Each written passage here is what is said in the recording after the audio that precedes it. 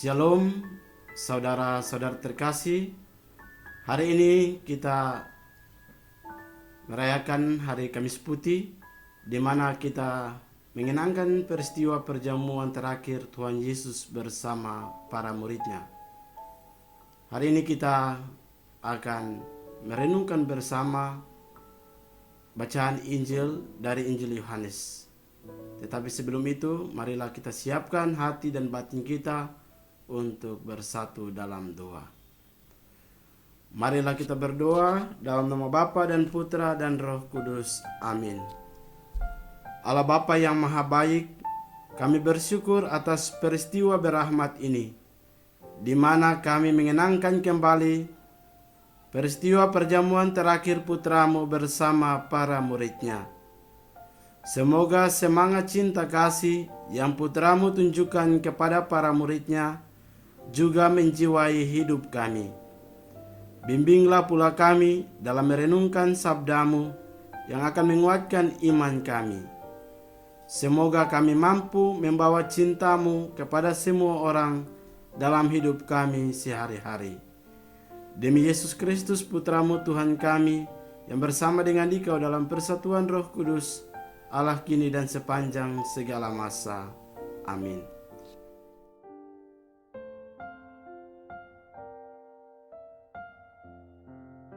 Tuhan bersamamu dan bersama rohmu. Inilah Injil suci menurut Yohanes. Dimuliakanlah Tuhan. Sebelum hari raya Paskah mulai, Yesus telah tahu bahwa saatnya sudah tiba untuk pergi dari dunia ini kepada Bapa. Sebagaimana Ia senantiasa mengasihi murid-muridnya, demikianlah sekarang Ia mengasihi mereka sampai saat terakhir. Ketika mereka sedang makan bersama, iblis telah membisikkan dalam hati Yudas Iskariot anak Simon rencana untuk mengkhianati Yesus.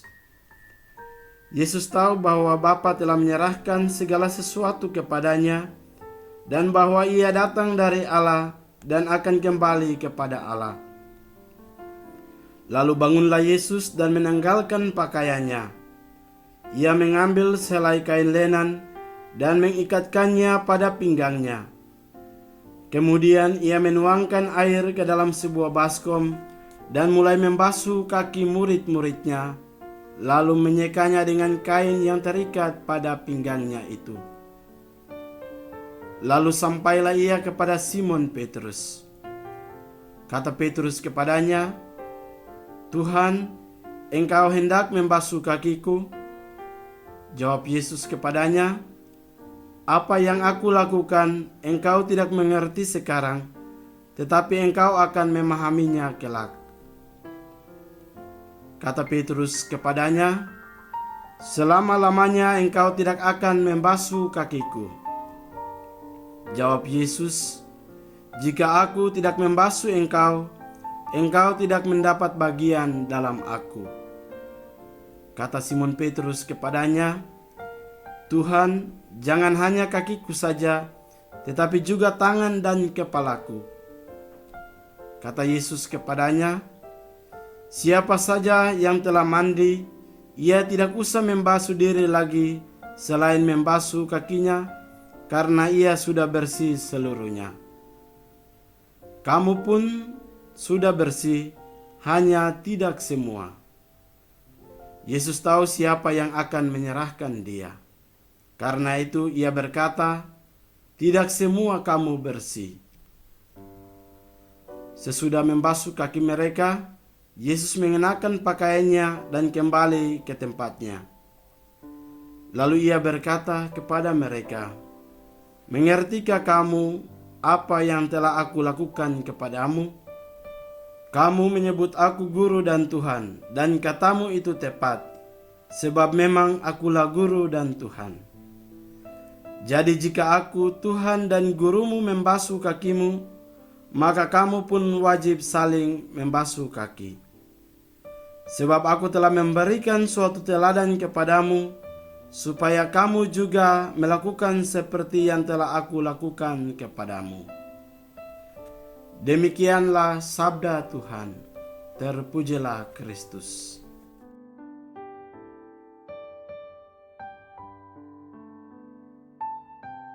Shalom saudara-saudara terkasih. Dalam kebiasaan orang Yahudi, hal membasuh kaki dapat dilakukan oleh seorang hamba, seorang budak kepada tuannya ketika tuannya kembali dari perjalanannya dan hendak memasuki rumah. Kakinya dibasuh oleh hamba atau oleh budaknya. Saudara-saudara terkasih, dalam bacaan Injil, Yesus telah memberikan contoh dan teladan untuk para murid dan semua orang yang menjadi pengikutnya agar mereka melakukan hal yang sama oleh Tuhan Yesus. Tindakan dari Tuhan Yesus ini menjadi sebuah tindakan simbolik,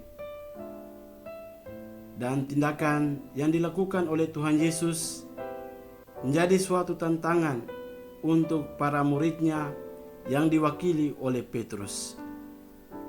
Tetapi tindakannya ini pula menjadi tantangan untuk kita di zaman sekarang.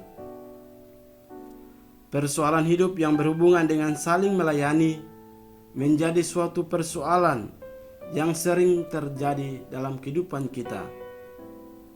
Misalnya, kita tidak sepenuhnya dengan semangat kerendahan hati mau melayani, tetapi kita mau untuk lebih menang sendiri dengan otoritas, dengan jabatan yang kita miliki.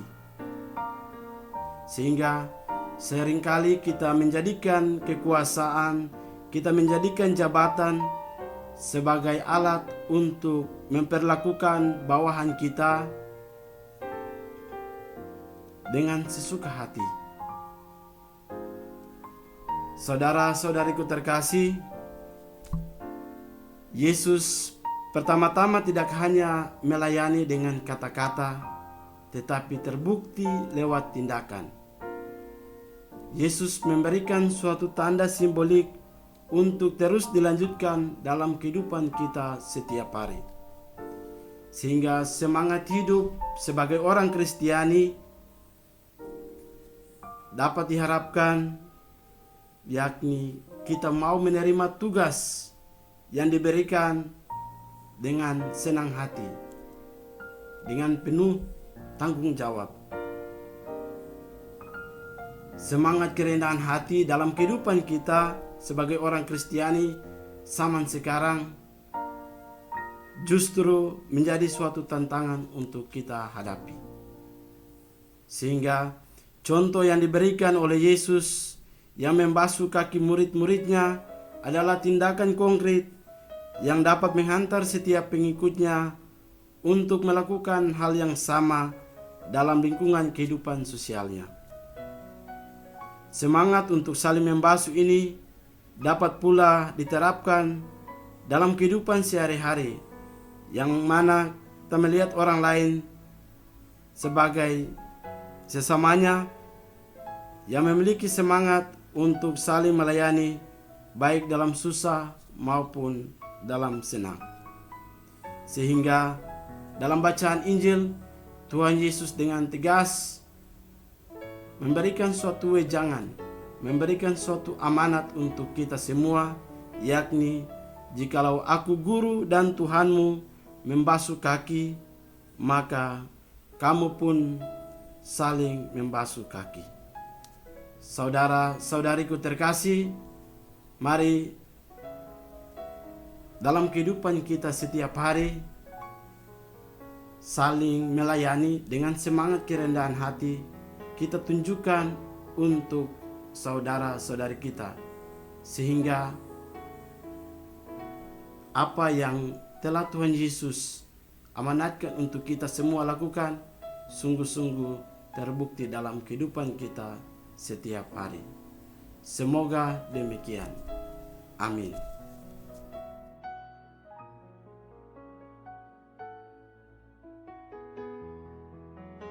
Marilah berdoa.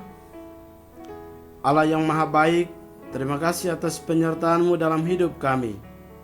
Semoga sabda-Mu yang telah kami renungkan bersama pada kesempatan ini membakar semangat kami untuk terus saling melayani dalam kehidupan sehari-hari dengan semangat kerendahan hati.